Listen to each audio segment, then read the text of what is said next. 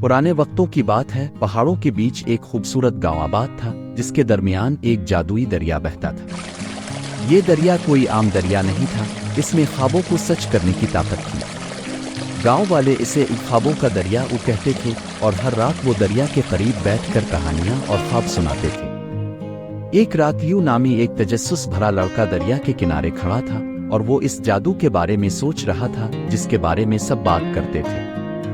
इसकी दादी ने इसे कई बार बताया था कि दरिया उन लोगों की दुआएं कबूल करता है जिनके दिल में नरमी और मोहब्बत हो।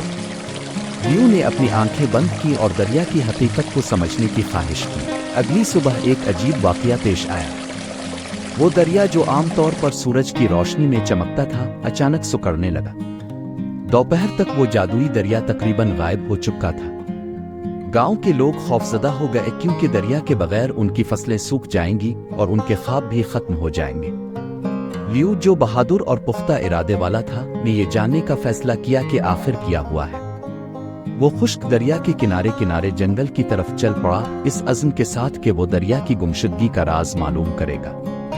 जैसे जैसे वो चलता गया, दरख्त लंबे और हवा ठंडी होती गई।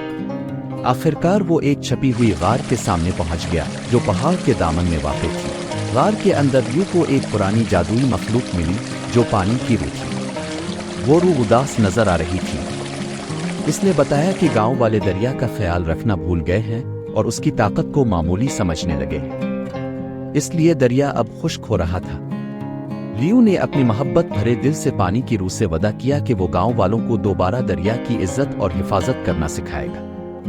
रूह ने लियू की सच्चाई और खुलूस से मुतासिर होकर कहा कि अगर गांव वाले इस दरिया का ख्याल रखेंगे तो वो पानी वापस बहा देगी। लियू जल्दी से वापस गांव पहुंचा और सबको दरिया के किनारे जमा किया। इसने अपनी मुहिम के बारे में बताया और पानी की रूह का पैगाम पहुंचाया। गांव वाले शर्मिंदा हो गए और वादा किया कि वो दरिया की इज्जत करेंगे और उसकी हिफाजत करेंगे।